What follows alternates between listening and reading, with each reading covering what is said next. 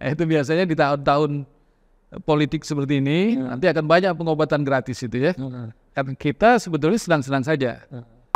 Dan Rumah Sakit Muhammad Husin itu tidak boleh menolak pasien. Jadi yang sering tanpa diketahui bahwa pasien datang ke IGD, riwayatnya dulu ekstasi itu tidak masuk narkoba. Bahkan itu awal-awalnya dulu untuk obat gemuk. Pada podcast Info Indonesia kali ini kita kedatangan tamu yang cukup istimewa. Beliau adalah Dr. Zulhair Ali, SPD, KGH Finasim, Ketua Ikatan Dokter Indonesia Cabang Kota Palembang. Assalamualaikum dok. Waalaikumsalam warahmatullahi wabarakatuh. Selamat datang di kantor Info Indonesia. Ya, terima kasih. Langsung saja dok, Ya. kita ke pokok permasalahan.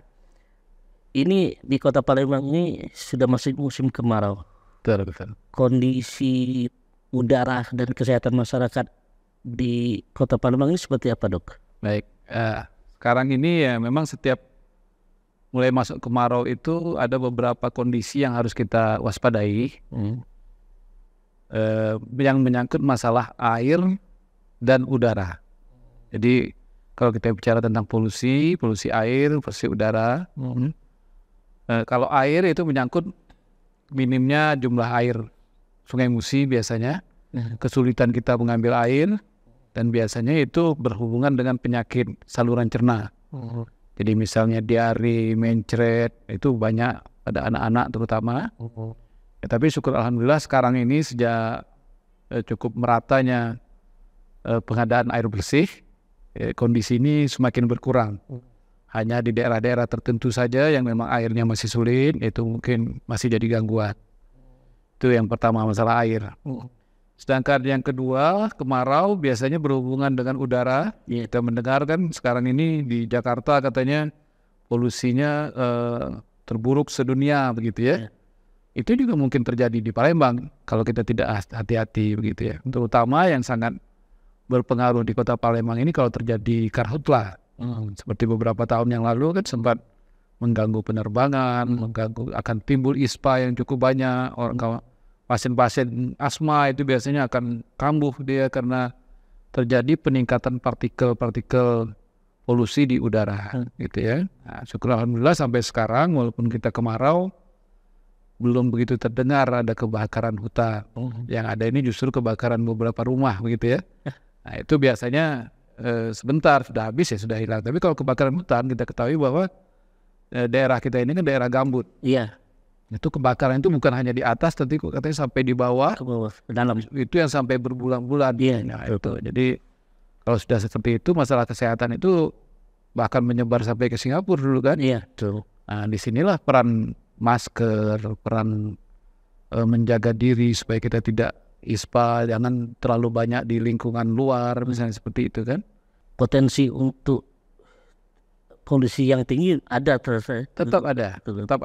Tapi kita bersyukur dalam beberapa hari terakhir ini kan sudah mulai turun hujan. Turun hujan ya, betul. Memang dikatakan puncak kemarau itu akhir Agustus ini. Ya, walaupun ini ada El Nino ya. El Nino, tapi mudah-mudahan September kita sudah mulai musim hujan.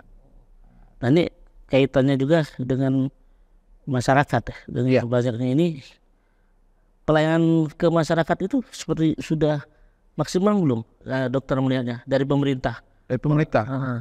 Kalau untuk Kota Palembang, saya kira Kota Palembang ini kan walaupun dia memang cukup luas dan penduduknya cukup banyak, kelihatannya sudah sampai ke daerah-daerah yang pinggiran itu sudah ada fasilitas kesehatan. Tapi tetap saja kita juga di sini kan full cover semua masyarakat Kota Palembang yang tidak mampu itu di cover oleh pemerintah kota. Jadi dari segi pembiayaan saya kira tidak ada masalah lagi. Dari sisi fasilitas tetap sudah lumayan bagus ya, walaupun kita menyadari tetap ada kekurangan.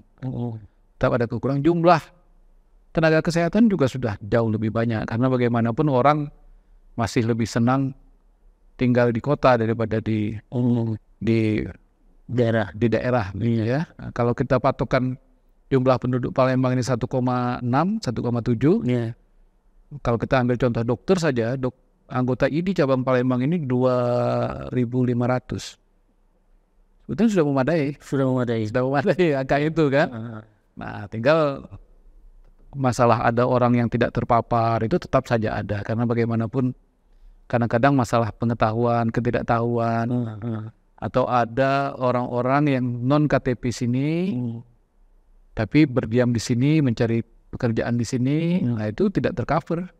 Tidak tercover ya? Iya, kecuali kalau dia KTP-nya KTP Palembang. Kalau mengatasi seperti itu, solusi yang apa dok? Mereka yang tidak tercover ini, dari ID ini. Jadi kalau kita sebetulnya dari ID ini lebih banyak kan masalah pelayanan ya. Artinya kita sebagai dokter ya, dimanapun kita berada di fasilitas pelayanan seperti apapun, kita wajib melayani tanpa memperhitungkan biaya. Itu. Jadi kita hanya sifatnya pasif menerima gitu ya. Dan pada waktu-waktu tertentu biasanya kita melakukan bakti sosial yang sifatnya pengobatan kesehatan. Nah itu pada batas-batas itu sekarang seperti itu. Tapi karena kita sadari bahwa sebagian besar penduduk Palembang ini sudah di-cover oleh BPJS, jadi pengabdian kesehatan itu lebih banyak unsurnya ke pengetahuan. Jadi kita ceramah, misalnya tentang stunting gitu ya. Stunting kan boleh dikatakan banyak hal yang berperan, mulai dari ekonomi, pengetahuan. Nah itu kita melakukan pendekatan ke situ.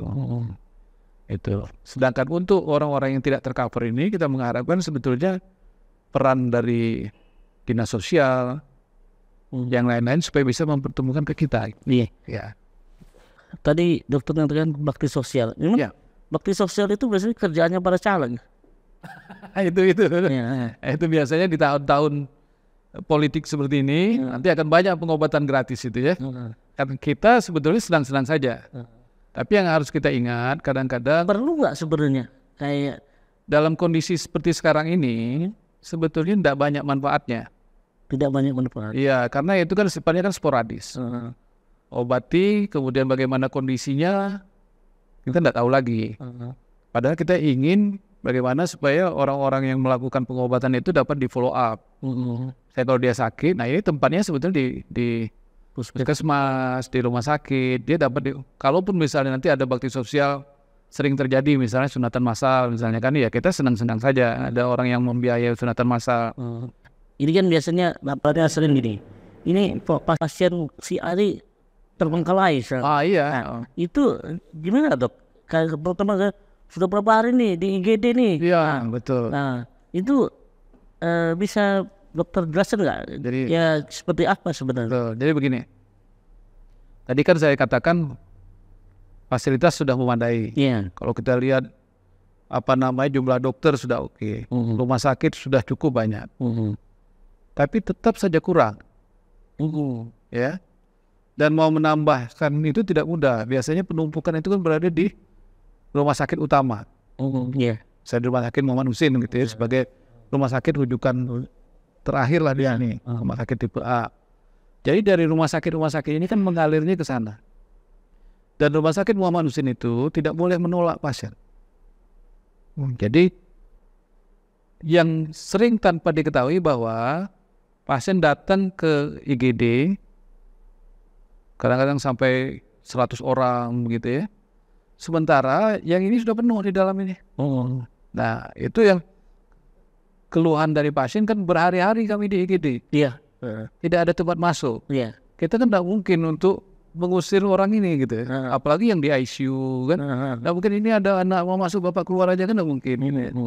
Nah yang penting sebetulnya yang harus diberikan informasi kepada keluarga bahwa jangan melihat IGD-nya, tapi lihatlah pelayanannya. Jadi walaupun di IGD yang penting pasien itu sudah diobati, sudah diinfus, sudah diberi makan seperti itu. Sambil menunggu yang ini pulang gitu ya. Targetnya sebetulnya paling lama di IGD itu 8 jam. Targetnya. Tapi kalau tidak ada kan tidak mungkin. Padahal di rumah sakit Muhammad Husin itu tempat tidurnya sudah 1.000-an. 1.000. Ya, tetap masih kurang. Ditambah 2.000 pun pada waktu-waktu tertentu pasti kurang. Karena untuk menambah itu mudah kita menambah, tapi menambah tenaganya tidak mudah. 1 tahun kalau dalam hitungan dokter, kalau 1 tahun tuh Sumatera Selatan bisa menghasilkan berapa Spesialis. spesialis? Kita kebetulan di sini di Fakultas Kedokteran Unsri itu sudah lengkap, cukup lengkap ya, cukup lengkap lah. Ada beberapa yang masih belum, tapi cukup lengkap. Kalau saya ambil contoh bagian penyakit dalam saja, bagian penyakit dalam itu dalam 1 semester menerima dokter yang akan sekolah itu antara 12 sampai 15 orang. Artinya keluar pun sekitar itu. Jadi dia kan berurut ya, masuk keluar 12 sampai 15 orang. Jadi kalau kita lihat yang lain-lain mungkin di sekitar 100 sampai 150 ada keluar. Dengan berbagai spesialis. Sementara kebutuhan Kebutuhan kan selalu nambah, menambah ya, menambah. Dan belum seimbang. di samping kebutuhan nambah, distribusinya juga tidak mudah. Nah, itu jadi ini yang sering dibicarakan orang tingkat nasional sekarang, kan Menteri Kesehatan ngomong tenaga kita kurang. Ya betul. Tapi kalau saya katakan tadi di Palembang ini saja ada 2.500 dokter. Padahal kalau kita lihat dibanding 1:1000, di sini cukup 1.600 misalnya. Covernya. Iya, itu aja sudah lebih, ini malah jadi 2.500. Apalagi kalau kita lihat Jakarta dan Jawa kan. Karena para tenaga kesehatan ini yang namanya dokter, perawat, itu mereka kan juga punya anak. Mereka juga pengen anaknya disekolahkan di tempat yang berkualitas, baik. Apakah di daerah tersebut ada sekolah misalnya? Itu jadi pertimbangan mereka juga. Jadi kalau misalnya di sana ada SMA atau SMP atau SD yang sekualitas dengan di Kota Palembang, mungkin mereka tidak keberatan. Nah, jadi kita inginnya itu semuanya itu berjalan bersama. Jangan hanya kita mengharapkan satu peran ini. Saya ingat dulu ada dokter impres. Para dokter termasuk saya dulu itu langsung jadi pegawai negeri. Langsung ditempatkan di daerah. Saya ingat dulu saya di kecamatan itu satu-satunya sarjana ya saya gitu. Nah itu satu. Jadi karena memang yang lain tidak ada kewajiban, kita ada kewajiban. Tapi kita menikmati di sana karena memang kita bertugas di situ, tapi tetap batasnya batas tertentu. Selagi anak-anak kita masih kecil kan. Kalau anak-anak kita sudah mulai SD, sudah mulai SMP, apalagi SMA, itu kan sudah mulai polanya kan sudah mulai berbeda. Ayo kita gantian, yang lain masuk. Itu kan polanya seperti itu. Kita 3 tahun keluar, yang lain masuk. Saya kira itu. Ini kan tahun politik nih dok. Iya. Dalam pencalekan ini apa yang dilibatkan pihak penyelenggara dari ID? Karena terkait soal syarat-syarat untuk pencalekan itu. Ya, biasanya selama ini ID, tapi terutama dia fasilitas kesehatan ini sebagai tenaganya. Kalau untuk caleg sebetulnya kita belum ikut resmi, ada permintaan dari ID. Itu biasanya surat keterangan sehat, bebas narkoba, itu usus kesehatan itu. Tapi itu tidak secara lembaga ini tidak ikut campur. Tapi kalau sudah mulai nanti semacam pilkada, nah itu baru ID secara lembaga ikut sebagai tim kesehatan. Jadi misalnya ada pemilihan bupati, wali kota, itu nama ID yang muncul.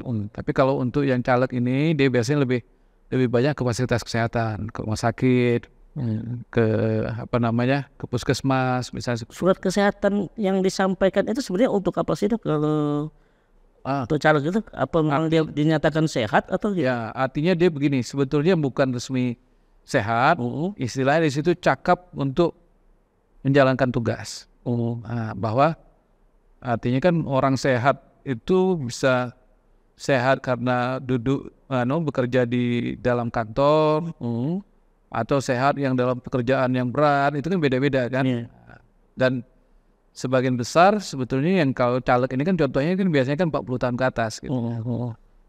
Kemungkinan dia sudah punya penyakit-penyakit tertentu, selagi itu terkontrol, misalnya ada hipertensi, ada diabetes, selagi itu bisa dikontrol dengan baik, saya kira itu tidak menjadi penyebab dia gagal mencalon. Tapi sebaliknya kalau dia sudah berat, misalnya stroke, tidak bisa jalan atau apapun, nah itu tetap kita pertimbangkan untuk tidak dilakukan. Artinya Jangan sampai tugas itu membahayakan dirinya atau sebaliknya tugas itu tidak bisa dilaksanakan karena kondisinya sakit. Seperti Ya. setelah di pilkada baru dilibatkan. Nanti kalau pilkada pemilihan kayak gubernur, wali kota, bupati, itu kita sebagai lembaga ikut di tim pemeriksa kesehatan. Standar kesehatan untuk pemeriksaan itu apa dok? Yang bisa? Ya, jadi baik pemeriksaan fisik maupun pemeriksaan kejiwaan. Kejiwaan. Iya, itu psikotes. Biasanya kita kerjasama, ID, kerjasama juga dengan psikolog. Kalau psikiater itu di bawah ID. Nah, itu nanti kita lihat jadi nanti akan muncul secara fisik bagaimana kondisi orang tersebut. Kemudian secara psikis, psikotes itu wajib itu. Bukan banyak, ada yang gugur itu justru di psikotes. Dari pengalaman dokter untuk pemeriksaan caleg, pilkada dan sebagainya, ada yang pernah gagal nggak? Terus apa yang menyebabkan dia itu gagal? Ada yang gagal, baik kesehatan fisik maupun kesehatan mental tadi. Ada yang tidak layak begitu ya. Bahkan kadang-kadang sebagai penyebab mereka semacam naik banding gitu ya. Ada juga, terutama yang pilkada. Kalau caleg, sepengetahuan saya ada dulu sempat rame-rame, tapi tetap orang kan kalau diperiksa tidak layak kan pasti protes kan, masih protes. Tapi kalau memang sudah seperti itu tidak. Ada pernah kasus juga sebenarnya dari tes kesehatan dia lolos, baik soal narkoba apa-apa. Tapi setelah menjabat dia malah narkoba. Itu seperti apa kok bisa lolos itu dok? Ya waktu itu ya. Iya. Jadi tetap saja apapun pemeriksaan itu kan ada kelemahan-kelemahannya. Jadi misalnya kalau kita tes narkoba, yang kita periksa kan bisa urin, bisa darah, bisa rambut, seperti itu. Yang kriteria kita misalnya untuk caleg yaitu hanya urin. Urin itu dalam waktu seminggu itu hilang.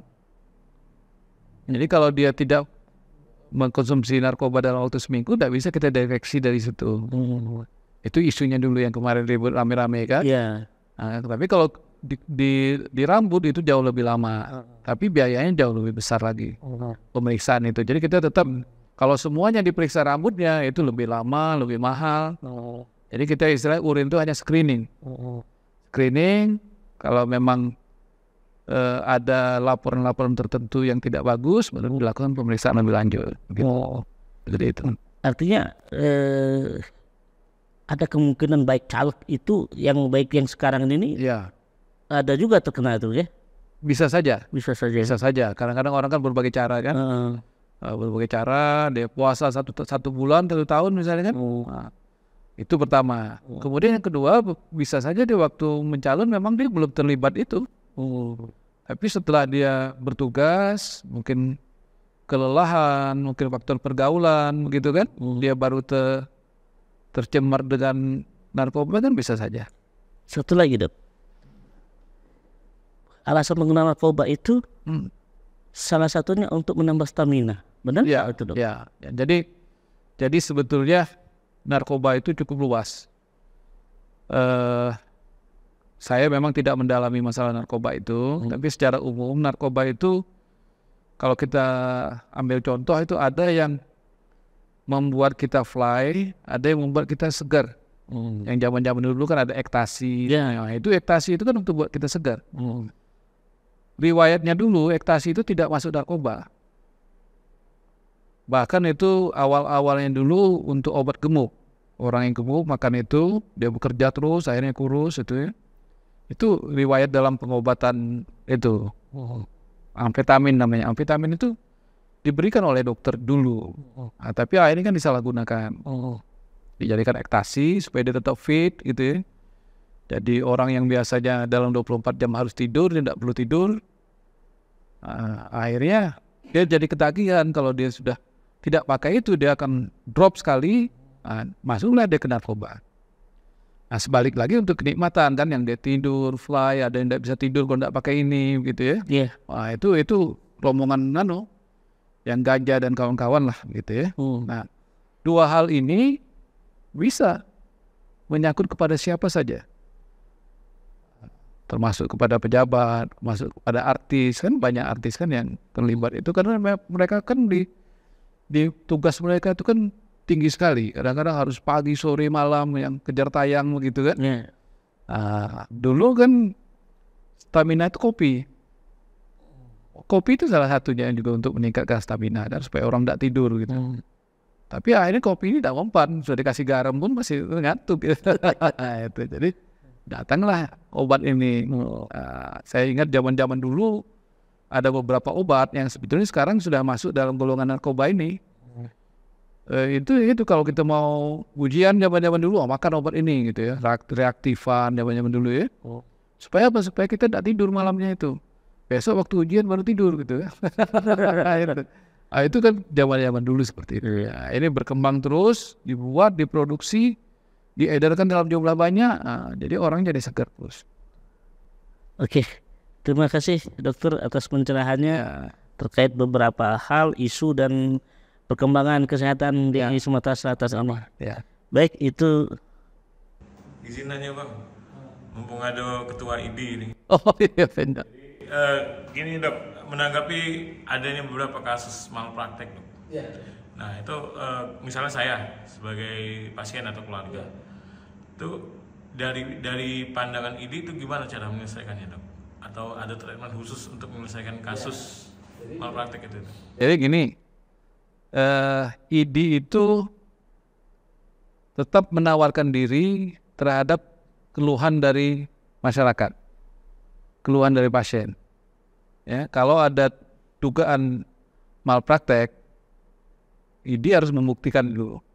Ada Majelis Kode Etik Kedokteran namanya MKEK, tadi kita sudah diskusi. Jadi itu akan membahas kasus tersebut. Jadi misalnya ada orang operasi misalnya atau kelingkingnya dulu pernah kan kejadian kan? Kelingkingnya putus, infus ya. Bayi gimana tuh? Bayi, tapi itu karena waktu itu yang melakukannya bukan dokter. Beberapa orang yang nanya kita tidak bisa jawab karena itu bukan dokter, profesinya lain. Tapi kalau itu dokter, dilakukan oleh dokter, kita akan datang ke sana, akan kita selidiki, kita lihat rekam mediknya, apa yang mereka lakukan. Nah, kalau dia melakukan itu tidak sesuai dengan prosedur, artinya dia memang melanggar kode etik gitu ya, malpraktek misalnya. Yang jelasnya kalau putus tangan itu pasti sudah terjadi kesalahan, karena tidak mungkin orang memutuskan tangan gitu. Kecuali kalau memang dari awal, ini ada luka koreng besar, ini harus dioperasi gitu, dioperasi kan. Hanya yang jadi masalah itu adalah kadang-kadang yang dirasakan masyarakat dengan kenyataannya itu tidak sama. Karena di dokter itu istilahnya dia perjanjian itu bukan perjanjiannya menyembuhkan. Karena kita tidak bisa menyembuhkan itu kan. Perjanjiannya adalah menolong orang supaya bisa berbuat yang terbaik, supaya dia bisa bagus gitu ya. Jadi istilahnya kalau kita di bengkel, tidak bisa kita ngomong tidak ada uang kembali gitu ya, tidak bisa gitu. Karena kita itu hanya istilahnya kalau di ID itu perjanjian untuk melaksanakan tugas gitu. Jadi kalau dia tahu-tahu ada orang meninggal, ID berkewajiban untuk menilai apakah dokter ini sudah melakukan tugas sesuai dengan prosedur atau tidak. Kalau dia sudah sesuai dengan prosedur, apa yang dia lakukan, dilihat semua rekam mediknya, obat-obat yang dia masukkan, ternyata ini cocok, selesai urusan ini dari ID kan. Dari pasien tergantung, kita cuma kasih rekomendasi bahwa tidak ada kejadian malpraktek. Tapi sebaliknya kalau di sini ada kelalaian misalnya, tahu-tahu dia salah atau apapun, itu kita serahkan dengan kepolisian atau dengan keluarga. Dia mau damai mau apapun itu, artinya memang kita melakukan tindakan. Bahkan tidak jarang seperti saya katakan tadi, dari sisi ID ada sanksi, harus dicabut izin praktek. Misalnya harus pendidikan lagi 6 bulan, kalau bertahun-tahun seperti itu sanksi dari ID hanya itu. Ada bantuan nggak, apa semacam tali tali asih gitu? Tali asih kalau dari ID sendiri tidak ada. Tidak ada ya. Tapi biasanya kadang-kadang dari yang bersangkutan atau dari rumah sakit, atau kalau misalnya para dokter itu punya asuransi, Nah, dari asuransinya yang bantu. Ada. Tapi sekarang asuransi kesehatan itu sudah banyak berguguran kita. Gitu ya. Ah, Kemudian ini ada penyakit nih, diabetes atau gula darah. Ini kan banyak sekarang Ya, anak muda yang mendapat penyakit itu. Itu pola hidup atau gimana? ya gini. Jadi Indonesia ini sekarang istilahnya itu istilah dari WHO itu kita tuh betul-betul sekarang lagi di persimpangan jalan. Apa yang disebut persimpangan jalan ini secara umum penyakit itu kan dibagi dua. Penyakit menular, penyakit tidak menular. Penyakit tidak menular itu penyakit infeksi, tifus, malaria, TBC itu penyakit menular itu. Penyakit tidak menular itu DM, hipertensi, itu penyakit-penyakit yang penyakit wong growth lah istilahnya. Ya. Kalau selama ini kita di negara berkembang ini yang paling banyak itu penyakit menular. Ya, penyakit yang infeksi diare zaman dulu kan, demam berdarah itu kan masuk. Nah, sedangkan penyakit tidak menular tadi itu banyak di negara maju. Di Eropa, Amerika itu diabetes segala macam itu mainnya. Sekarang ini kita ini betul-betul di persimpangan jalan, penyakit menularnya belum habis, penyakit tidak menularnya banyak. Karena mulai gerot kan. Nah, inilah di sininya. Jadi kita itu sekarang pemerintah itu dan tenaga kesehatan memang betul-betul dua ini harus dikelola dengan baik. Sakit jantung tahu banyak, sakit kencing manis banyak gitu ya. Karena apa? Karena pola hidup itu sudah berubah. Zaman dulu kita serba kekurangan kebersihan, sanitasi, akhirnya banyak infeksi. Sekarang yang itu belum teratasi, tapi gaya hidup sudah mulai naik. Kan makannya sekarang kan tidak lagi makan sayur kan. Yang namanya fried chicken itu tidak kata lagi sayur kan. Yang ada sambal baik teman. Sambal ya. Saus. Model pempek segala macam. Nah, pola hidup inilah yang membuat penyakit kita ini jadi berubah. DM itulah banyak, hipertensi apalagi. Hipertensi itu kan penyebabnya terutama karena garam. Garam itu paling banyak di mana? Di cemilan. Itu sudah kita berikan anak kita dari kecil kan. Yang namanya apapun cemilan itu kan. Yang cemilan itu terdiri dari GGL ini. Garam, gula, lemak. Ya, apapun lah namanya roti-rotian apa itu garam, gula, lemak. Nah, inilah yang merubah pola hidup kita sehingga kejadian DM tambah banyak, orang yang obesitas jadi lebih banyak. Sekarang ini kan agak susah nyari orang yang nggak banyak makan gitu ya. Justru yang berlebihan makanan. Nah, jadi walaupun kita stunting masih ada, tapi yang berlebihan makanan itu pasti lebih banyak gitu. Pola hidup gitulah anak-anak kita, cucu kita gitu ya. Lah beda. Sisi positifnya bagus. Sekarang kan anaknya kan tinggi-tinggi kalau. Nah, tapi di samping yang tinggi itu ada yang melebar. Nah, itulah yang kayak bakal jadi DM itu. DM. Ada solusi sendiri ya untuk pola hidup ini? Betul-betul balik lagi ke pangkal. Jadi artinya bukan balik itu jadi miskin, bukan kan? Jadi harus kita sudah mulai mengatur makan itu dari bayi. Makanya sekarang digiatkan lagi ASI 2 tahun itu kan. Kalau berapa tahun dulu kan itu bayi itu dari mulai lahir lah diperkenalkan susu kaleng kan. Aku ingat dulu anak-anak aku tuh pas keluar dari rumah sakit sudah dibekalkan SGM segala macam itu ya. Zaman dulu SGM itu SGM yang famil apa itu kan. Nah, sekarang tidak lagi. Sekarang ini betul-betul ASI. Dan ibu-ibu muda pun sudah tidak galak lagi dia nak susu kaleng ini.